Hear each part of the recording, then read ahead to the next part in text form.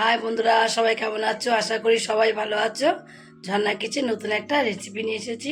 আজকে আমি ডাঁটা দিয়ে আর কাঁচা আম দিয়ে মটর ডাল রান্না করব।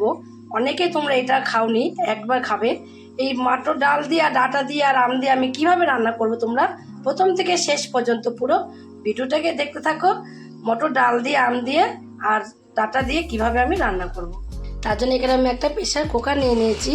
প্রেসার কুকারের মধ্যে ডালগুলোকে ধুয়ে নেব পরিষ্কার করে ডালগুলোকে ধুয়ে প্রেসারে দিয়ে দেবো। প্রেসার কুকারে ডালটা দিয়ে দিয়েছি, দিয়ে মাপ মতো এখানে জল দিয়ে দিতে হবে। ডাল থেকে 4টে কর এখানে গুজে জলটা দিতে হবে। দিয়ে এখানে অল্প একটু কাঁচা সর্ষের তেল দিয়ে দেবো আর দেবো সামান্য লবণ, দিয়ে ডালটাকে সিদ্ধ করে নেব।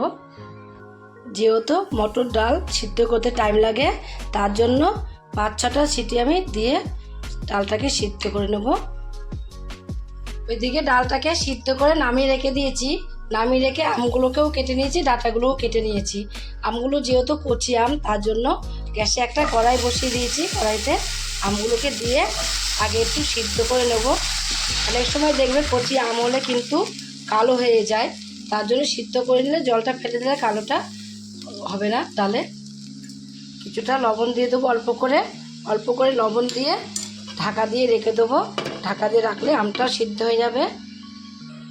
আমগুলো কিছুক্ষণ ঢাকা দিয়ে রাখাতেই দেখো সিদ্ধ হয়ে গেছে। এই আমগুলো সিদ্ধ হতে কিন্তু বেশি টাইম লাগে না, অল্প কিছুক্ষণ বসাতে দেখো সিদ্ধ হয়ে গেছে একদমই। যেটা ভয় পাচ্ছিলাম যে কালো হয়ে যেতে পারে, দেখো জলটা কিন্তু কালো হয়নি অতটা।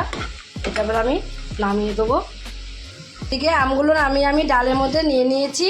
ডালের মধ্যে দিয়ে এখানে আমি গ্যাসে আবারও কড়াইটা বসিয়ে দিয়েছি। বসিয়ে ডাঁটাগুলোকে এবার একটু সিদ্ধ করে নেব। ডাঁটাগুলোর মধ্যেও একটু লবণ দিয়ে দেবো। লবণ দিয়ে আবারও যেরকম আমগুলোকে সিদ্ধ করে নিয়েছি সেরকম ডাঁটাগুলোকে আলাদা করে এইভাবে সিদ্ধ করে নেবো। একটু ডাঁটাগুলোকেও সিদ্ধ করে নিয়েছি। ডাঁটাগুলোকে এবার আমি নামিয়ে দেবো।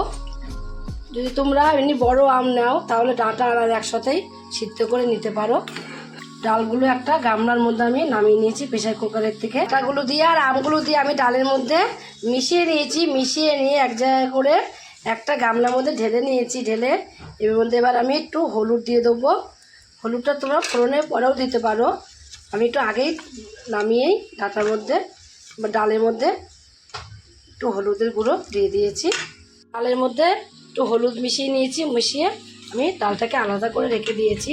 রেখে দিয়ে গ্যাসে আবারও একটা কড়াই বসিয়ে দিয়েছি। এত তাড়াতাড়ি ডালটা হয়ে যায়, খুব তাড়াতাড়ি, এত সুন্দর লাগে খেতে। অল্প সময়ে ডালটা রান্না করে খেতে এতটা সুন্দর লাগে। কড়াইটাকে ভালোভাবে গরম করে নিয়ে এর মধ্যে আমি এবার তেল দিয়ে দেবো। পরিমাণ মতন তেলটাকে দিয়ে দিয়েছি। পরিমাণ মতন তেলটা দিয়ে তেলটাকে একটু গরম করে নেব। তেলটা গরম হয়ে গেলে এখানে আমি শুকনো লঙ্কা নিয়ে নিয়েছি। 2টো আস্ত লঙ্কা দিয়েছি আর একটা লঙ্কাকে মধ্যে দিয়ে চিড়ে নিয়েছি। চিড়ে ফোড়নে দিয়ে দিয়েছি। আর এর মধ্যে দিয়ে দেবো আমি সর্ষে। আমি এখানে সাদা সর্ষেই দেবো। তোমাদের কাছে কালো সর্ষে থাকলে কালো সর্ষেও তোমরা দিতে পারো, দিলেই হলো। ফোড়নটাকে এবার একটু ভেজে নেব। শুকনো লঙ্কাটা আর সর্ষেটাকে ভেজে নিতে হবে। যে শুকনো লঙ্কাটা আর সর্ষেটা ভাজা হয়ে যাবে, এখানে আমি একটা হাতা নিয়ে নেবো। হাতা দিয়ে সর্ষেগুলোকে একটু এইভাবে ভেঙে দেবো।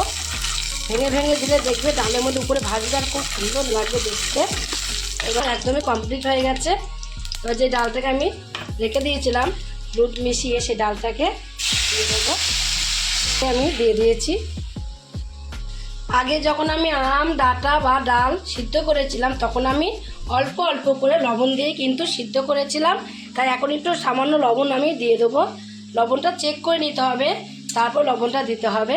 লবণ কিন্তু বেশি হয়ে গেলে দেখবে খাওয়া যায় না, কম হয়ে গেলেও দিয়ে খাওয়া যায়, বেশি হয়ে গেলে খাওয়া যায় না। তার জন্য চেক করে নিয়ে তারপরে ডালে লবণটা তোমরা দিয়ে দেবে। ডালটাকে একটু ফুটিয়ে নিয়ে ডালটা যে ফুটে যাবে, এখানে আমি 1 চামচ, ছোটো চামচের 1 চামচ এখানে আমি চিনি নিয়ে নিয়েছি। চিনিটা দিয়ে দেবো।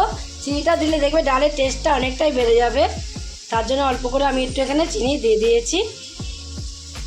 তোমরা চিনিটা দিতেও পারো বা নাও পারো, কিন্তু চিনিটা দিলে স্বাদটা অনেকটাই বেড়ে যায়। চিনিটাকে দিয়েও আমি ডালটা একটু ফুটিয়ে নেব।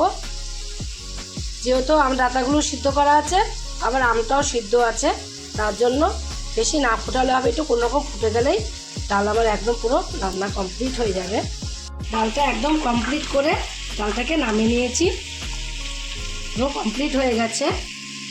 দেখো ডালটা কত সুন্দর লাগছে দেখতে ডাঁটা দিয়ে, আর এখানে তোমার আম দিয়েছি, ডাঁটা দিয়ে আর আম দিয়ে মটর ডাল। তোমরাও একবার এইভাবে বাড়িতে তৈরি করে খেয়ে দেখো কেমন লাগে। যদি তোমাদের কাছে এই রেসিপিটা ভালো লাগে, তোমরা যদি ফেসবুক থেকে দেখো ফেসবুকের পেজটি ফলো করে দেবে, যদি ইউটিউব থেকে দেখো ইউটিউবের চ্যানেলটি সাবস্ক্রাইব করে দেবে, পাশে থাকা বেল আইকনটা প্রেস করতে ভুলবে না, তাহলে নতুন রেসিপিগুলো তোমাদের কাছে তাড়াতাড়ি পৌঁছে যাবে। আমার চ্যানেলে যদি কোনো বন্ধু হয়ে দেখো সাবস্ক্রাইব করনি, প্লিজ সাবস্ক্রাইবটা করে দিও, সবার আগে তোমাদের কাছে নোটিফিকেশন ঢুকে যাবে। ছোট্ট করে লাইক করো, কমেন্ট করো, অনেক অনেক শেয়ার করো। নমস্কার বন্ধুরা, দেখা হবে আবার পরের রেসিপিতে।